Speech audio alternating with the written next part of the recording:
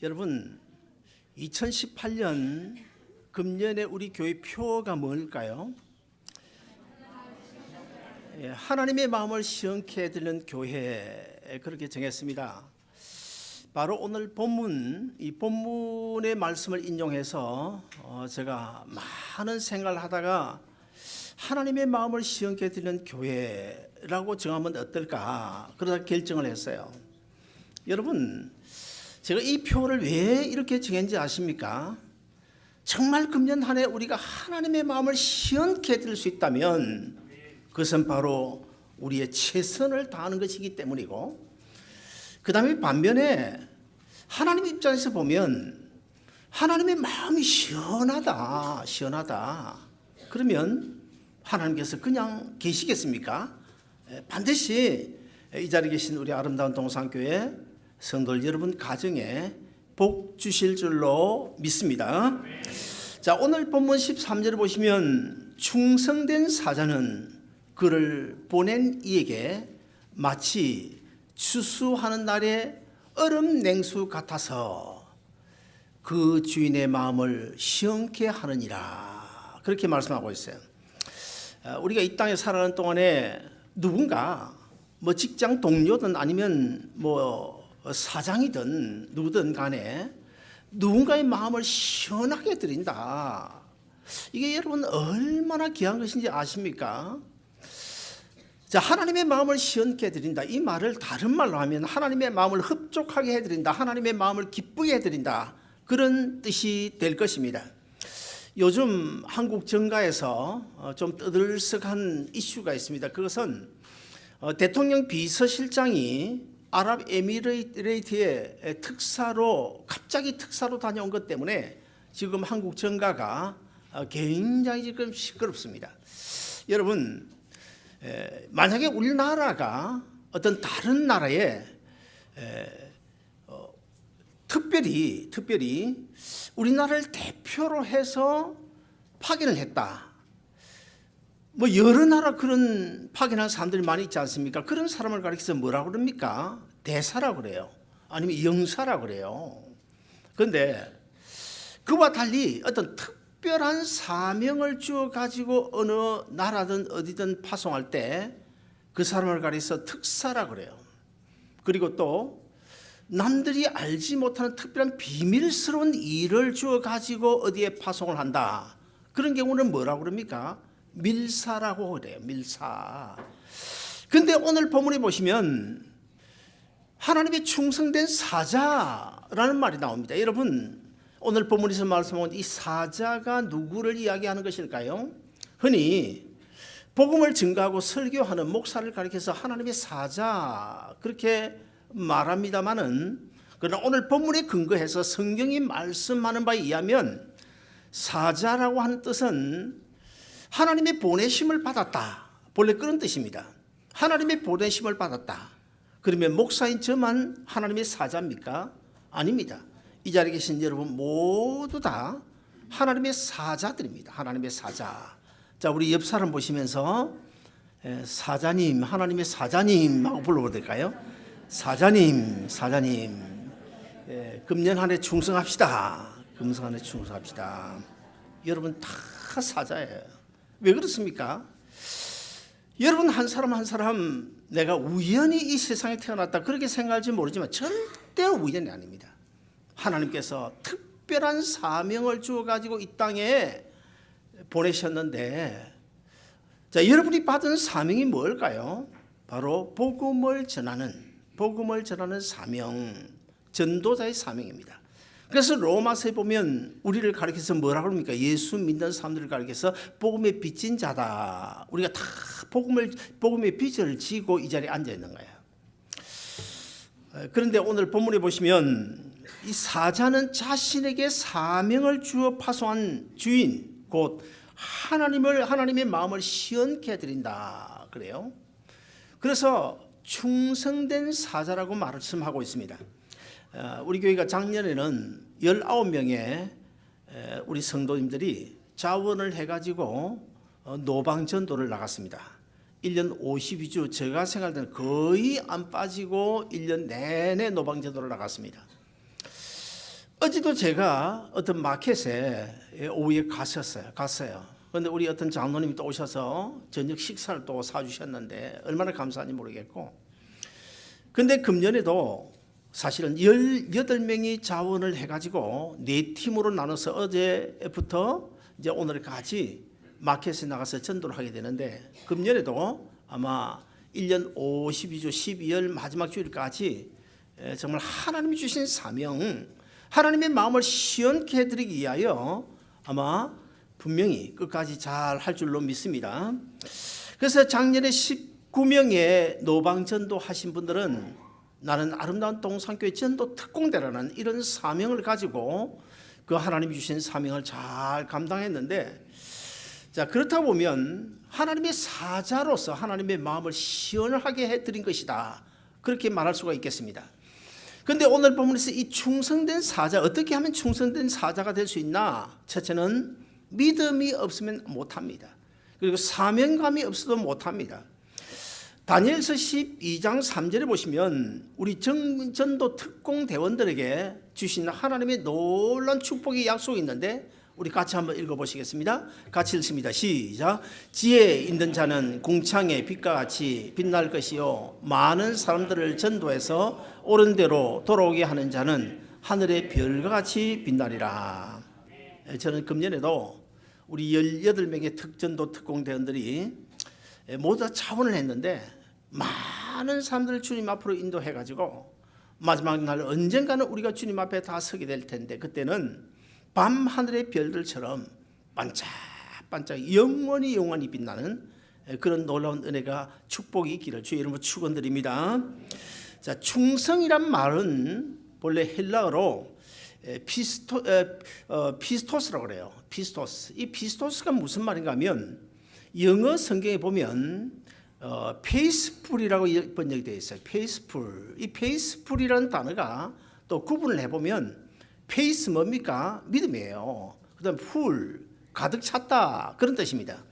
그러므로 이 충성이란 단어의 의미는 믿음으로 가득 찬 상태, 그런 상태를 이야기합니다. 그러므로 따라서 충성은 믿음에서 나오는 것이고, 이 충성은 내가 주인에게, 내가 하나님을 믿고 하나님 믿을 때 충성할 수 있고, 또 하나님께서 나를 믿음의 사람으로 인정해 줄 때 거기에 이 충성이라고 하는 사건이, 행위가 만들어지게 되는 것입니다. 그리고 이 충성이라는 단어는 또 다른 한 가지 중요한 뜻이 있는데, 이 둘로 나뉘어지지 않는 것, 그것을 가리켜서 충성이라 그렇게 말합니다. 무슨 말인가 하면, 하나님과 우리가 한 마음 돼 가지고 절대로 끊어질 수 없는 상태, 완전히 묶여져 있는 상태, 견고하게 묶여져 있는 상태를 가리켜서 충성이다, 그렇게 말합니다. 여러분, 성경에 보면, 자, 하나님과 한 마음으로 완전히 묶여져 있는 상태, 오직 하나님 중심, 오직 예수 중심으로 살았던 사람들이 성경에 많이 나오죠. 그런데 그 가운데서 대표적인 한 사람을 꼽는다면 저는 다윗을 꼽고 싶어요. 물론 다윗이 한 번은 실수를 했습니다. 한 번 실수를 했지만 우리 역시 사실 실수하지 않습니까? 저도 참 많은 실수를 해요. 이 실수를 하는 것, 그거 결코 나쁜 것은 아닙니다. 이 사람이라고 하는 것은 완전하지 못하기 때문에 실수할 수밖에 없어요. 실수하는 것이 오히려 정상입니다.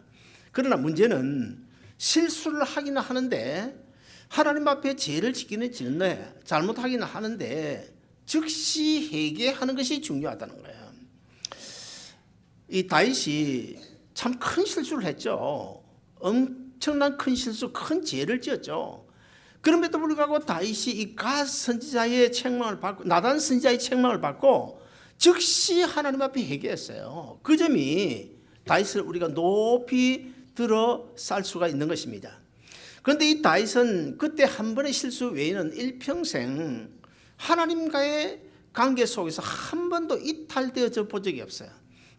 그냥 하나님의 마음이 내 마음이고, 내 마음이 하나님의 마음이고, 내 생각이 하나님의 마음이고, 생각이고 하나님의 생각이 내 생각이고, 그렇게 살았습니다. 그래서 사실 하나님께서 이 다윗을 얼마나 복 주셨습니까? 사실 이 다윗은요, 사무엘상 16장에 보시면 아주 어릴 때 사무엘 선지자로부터 너는 왕이 될 것이다 머리에 기름 부음을 받았어요. 그런데 왕이 될 것이라고 기름 부음을 받았음에도 불구하고 왕이 되지를 않는 거예요. 1년, 2년, 3년, 4년, 5년, 6년, 10년이 넘어도 왕이 될 기미가 보이지 않습니다. 그런데 이제 결국 나중에 30세가 돼가지고 남유다의 왕이 먼저 된 다음에 이제 통일 이스라엘 왕국의 왕이 됐는데 그 한 12여 년 동안에 이 다윗이요 얼마나 고난을 겪은지 몰라요. 사울 왕에게 쫓기고 쫓겨 허업을 판 그 추운 그 강야에서 찬바람 맞으면서 이슬을 맞으면서 밤을 새야 했던 일이 한두 번이 아니었어요. 얼마나 고통 고난 속에 사는지 몰라요. 그러나 이 다윗이 그런 고난스러운 상황에도 불구하고 한 번도 그 마음이 하나님을 떠나본 적이 없다는 거야. 그래서 오죽했으면 하나님께서 이 다윗을 가리켜서 뭐라고 말씀합니까? 너는 내 마음이 합한 자다. 너는 내 마음이 합한 자다. 그런 놀라운 칭찬을 받지 않습니까? 자, 여러분, 이 충성, 주인에게 대하여 충성을 참 죽기로 생명을 내어놓고 충성한 사람들이 성경에 보면 충성을 다한 한 세 용사가 나오는데 이 사람들이 누군가 하면 사무엘 하서 23장에 나옵니다. 다윗의 신하들입니다. 이 다윗이 사울 왕에게 쫓겨가지고 이곳저곳 다니다가 어디로 갔냐면 아둘람이라는 그 아둘람이라는 곳에 갔어요. 거기서 피신을 하고 있는데 그 아둘람이 어딘가 하면 바로 베들레헴이 내려다 보이는 바로 옆이었어요. 그 다윗이 아둘람으로 가가지고 피신을 하는데 가만히 보니까 저 건너편에 베들레헴 자기가 태어나고 자기가 성장한 그런 고향이었어요. 얼마나 그립겠습니까? 고향을 떠나서 그동안 이리저리로 쫓겨다녀 했던 이 다윗이 참 그리운 사람들도 보고 싶었을 것이고 그리고 또 어릴 때부터 얼마나 그 베들레헴 그 고향의 추억이 많았겠습니까? 그래서 이 다윗의 마음이 찹찹해졌어요. 그런데 바로 지금 거리에 있는 베들레헴을 갈 수가 없습니다. 왜 갈 수가 없냐면 그때 블레셋이 베들레헴을 침공해가지고 이미 이 베들레헴은 블레셋의 손 아래 들어갔기 때문에 자 그렇게 그리운 고향인데도 거기를 갈 수가 없는 거예요. 잠시 갔다 오면 되는데 갈 수가 없는 거예요. 그래서 다윗이 혼자 말로 이런 말을 합니다. 내가 저 베들레헴 성문 옆에 있는 우물 물 한 모금이라도 마시면 얼마나 좋을까. 혼자서 그리움에 쌓여가지고 그 한마디를 수근거렸습니다. 그런데 그 이야기를 누가 들으냐면 옆에 있던 신하 세 사람이 군사 세 사람이 그 이야기를 들은 즉시 어떻게 합니까? 블레셋 군사들이 완전히 포위하고 있는 그 베들레헴 그 군사들의 경계를 뚫고 그 베들레헴 성문 옆에 있는 우물가에 가서 물을 끼러가지고 다윗에게 가지고 온 거예요. 그러니 다윗이 깜짝 놀랐습니다. 생명을 걸고 자기를 위하여 물을 가져온 그 신하들을 생각하니까 도저히 너무 목이 메어가지고 물을 마실 수가 없는 거예요. 그래서 결국 이 다윗은 그 물을 마시지 않습니다. 그리고는 하나님의 제단에 하나님께 부어드리는 그런 장면이 사무엘 하 23장에 나오는데요. 그때 다윗이 하나님께 이렇게 이야기합니다. 하나님, 나의 충성스러운 신하 셋이 생명을 걸고 이 물을 떠왔는데 제가 도저히 이 물을 마실 수가 없습니다. 그래서 하나님께 부어드립니다. 그런데 이 물은 보통 물이 아니고 피와 같은 물입니다. 피물입니다. 이런 고백이 성경에 보면 나옵니다. 사랑하는 여러분, 그 다윗의 세 신하 그들의 모습이야말로 바로 오늘 설교의 제목처럼 하나님의 마음을 시원케 해드리는 주인의 마음을 시원케 해드리는 그런 충성스러운 신하였다는 사실을 우리가 알 수가 있습니다. 사랑하는 여러분, 오늘 본문에 보면 이 충성된 종은 주인의 마음을 시원케 해드린다 이렇게 말씀하고 있어요. 얼음 냉수같이 시원케 해드린다고 말씀하고 있는데 사랑하는 여러분, 우리도 주 2018년 한 해 동안 오늘 첫 주인데 시작하는데 정말 하나님이 무엇을 원하실까? 하나님이 나를 향하신 소원은 무엇일까? 내가 어떻게 하면 주님의 마음을 기쁘게 할 수 있을까? 내가 어떻게 하면 하나님의 마음을 시원케 해드릴 수 있을까? 여기에 우리가 포커스를 맞추고 오늘 첫 주일 이 시간부터 어디서 무엇을 하든지 늘 그것만 생각하면요, 내가 금년 한 해에는 하나님의 마음을 시원케 드려야지, 이 일을 통해서 저 일을 통해서 하나님의 마음을 기쁘게 해드려야지, 이런 마음만 가지고 살아간다면 하나님께서 어떻게 복을 주시지 않겠어요? 그렇습니다. 우리는 하나님의 소원이 무엇인지를 늘 우리가 생각해야 합니다. 하루 일을 끝내고 저녁에 집에 와서 잠자리 들 때도 그 생각해야 돼요. 내가 어떻게 하면 주님의 마음을 시원하게 드릴까? 이 생각하면서 금년 한 해 하나님의 마음을 시원케 드리는 여러분 되시기를 주의 이름으로 축원드립니다. 여기서 우리가 한 가지 생각해야 될 것은 누구든지 일을 맡는 것은 쉽습니다. 그런데 그 맡은 일을 성실하게 수행하는 것은 결코 쉽지 않아요. 그리고 한 번쯤 충성하는 것이 쉽습니다. 그 일에 대하여 1년 내내 아니면 평생 충성하는 것은 거의 불가능이고 힘든 것입니다. 세상에 보면 충성이 많이 있죠. 대통령을 위하여 충성한 사람도 있고, 아니면 과거에 일본 천황을 위하여 충성한 사람도 많았잖아요.